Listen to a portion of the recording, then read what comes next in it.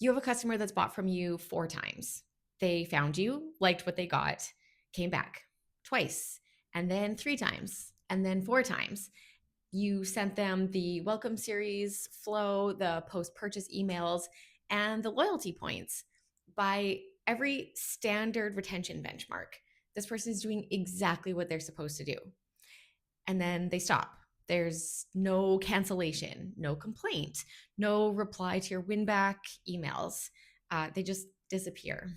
Most brands would assume the product just didn't work, or the price was too high, or Amazon had something cheaper. But what if the real reason was something much more specific to your category? Something that's actually predictable and preventable once you know what you're looking at. That is what today's episode of The Active Ingredient is about. I'm Erin Cardone, the founder of Legendary Ecom Growth Partners. We are a Vancouver based e commerce marketing agency that works exclusively with DTC supplement brands. We're helping you grow profitably using what we call the marketing math framework. I also used to own a Shopify brand, so I've sat on both sides of this problem. And what I'm going to share with you today in this series is not just agency theory, it's what the research actually says and what we see in actual brand data about why supplement brand customers leave. So let's get into it. Okay, there's a belief that most e commerce brands operate on, and it's so intuitive that almost nobody questions it. The more somebody buys from you, the more loyal they become. So the idea is to get them to that third or fourth order, right? And they're yours. That's the logic behind every retention metric, every loyalty program, every get to 90 days benchmark that you've ever been given. And for a lot of categories, that logic holds up reasonably well. If you're selling coffee pods or even vitamin C gummies or a moisturizer that someone uses every morning, habit is doing most of the work. The repeat purchase is almost automatic. Supplements are not really that kind of purchase. And the reason is that supplements are a high consideration category. Your customer is making a decision about their health, their body, their routine. There is tons of skepticism out there built into your category. And every time that customer reorders, there's at least a small version of the same question they asked the very first time. Is this right for me? That question does not go away after the third purchase. And for a specific window of customers, it actually gets louder. That's the confidence curve. And it's the most important concept in supplement retention that most brands have never heard of. In August 2025, researchers published a study that in the Journal of Marketing Research, they analyzed 3.7 million product reviews across nearly 30 years of data. What they found about brand switching behavior is honestly one of the most useful pieces of research I've come across for supplements brands specifically. I've added the link into the description so that you can check it out. Here's what they found. Brand loyalty doesn't grow in a straight line. It follows an inverted U shape. And the peak of that curve, the point of the highest switching risk, isn't where you would expect it to be. Early buyers, so people who are new to the category and haven't tried much, are actually overconfident. They don't know what they don't know. So they don't question their choice. They stick with what they've picked. Expert buyers, on the other hand, are people who've tried dozens of products and have real knowledge of the category. They also show really strong loyalty. So their choices firm up because their confidence is grounded in actual experience. The middle group is where things get dangerous. So it's the mid experience buyers who have tried enough to start recognizing the gaps in their knowledge. They've maybe heard about a competitor of yours or seen an ad for something different, and they're not quite new enough to be blissfully unaware, and they're also not experienced enough to feel uncertain.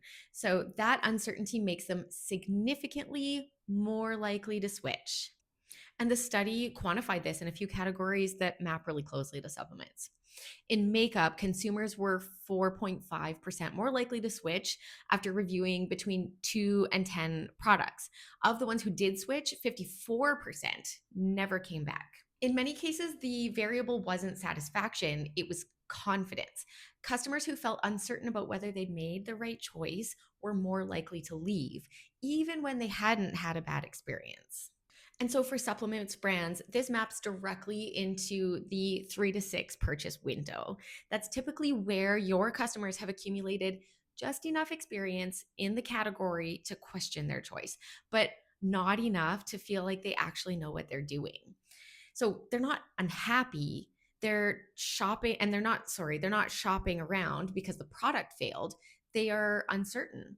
And uncertainty in a trust sensitive category is a churn driver. Here is the part that is specific to your category and why I think that the confidence curve really hits supplement brands harder than almost any other DTC vertical. In most categories, the result of a purchase is pretty immediate, right? You put on the moisturizer and your skin feels different within a few uses, or you drink the coffee and you feel awake or it tastes good. And the feedback loop is really fast. That fast feedback builds confidence quickly. But supplements, as you know, don't work that way. The results are often really subtle or gradual and genuinely hard to attribute. Did the magnesium help you sleep better, or was it that you had a less stressful week? Is the collagen making a difference, or is it the other things that you changed in your routine? Is the protein powder contributing to the progress you're making, or would you have gotten there another way? That ambiguity is just built into the category. It's not a product quality problem. It's just the nature of what supplements do and how they do it to people's bodies. And that ambiguity is fuel for that confidence dip.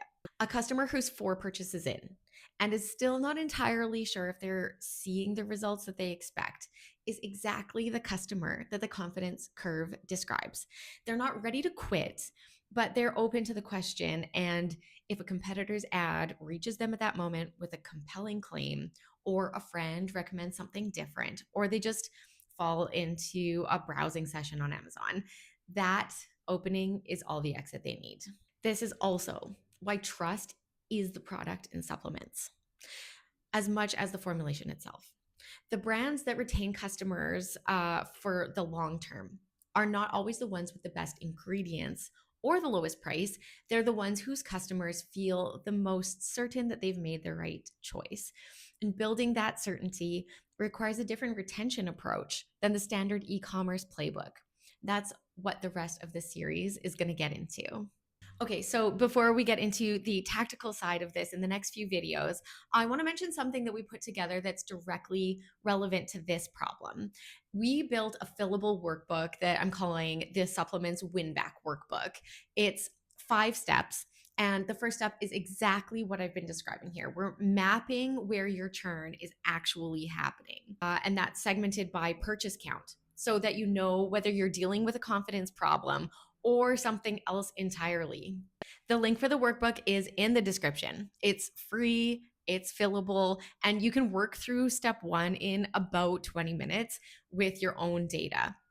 If you've never looked at your churn this way, is a super useful exercise before you get into the next video in this series. So if you're watching this and you run a DTC supplements brand, subscribe so that you don't miss the next 3 videos in this series. We're going to get into passive churn detection and why standard win back tactics backfire in this category, and what the research says actually works. The full article that we wrote that this series is based upon is also linked below.